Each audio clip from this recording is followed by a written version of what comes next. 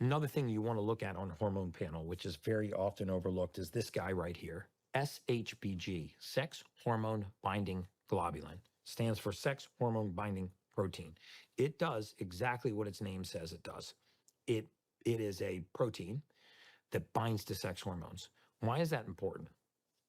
Because when this rises in men and women, it inhibits the conversion of testosterone into free testosterone.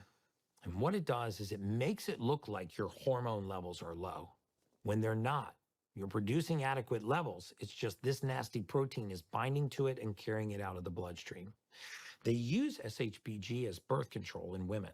So, whenever you look at labs on a female that's on birth control, very often their SHBG is through the roof. Okay, that's normal.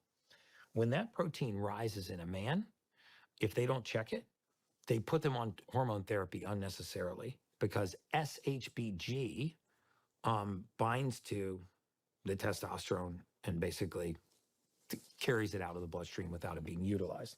So how do you lower SHBG? There's a couple ways to do it. One of the best ways that we found to lower SHBG is by taking the mineral boron. It's over the counter. Lots of supplement companies produce it.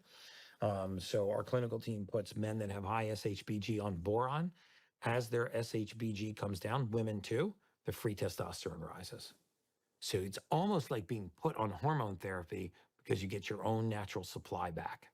So when you do a hormone panel, you've got to look at luteinizing hormone, follicle stimulating hormone, testosterone, free testosterone, DHEA, and SHBG, sex hormone binding globulin.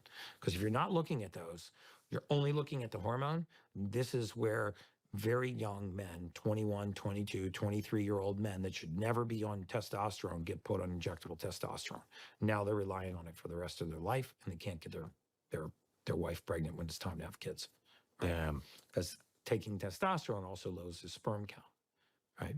You think of the testicle as kind of like a yin and yang sign. One side produces sperm, one side produces testosterone. The pituitary usually drops the production of both in the presence of testosterone.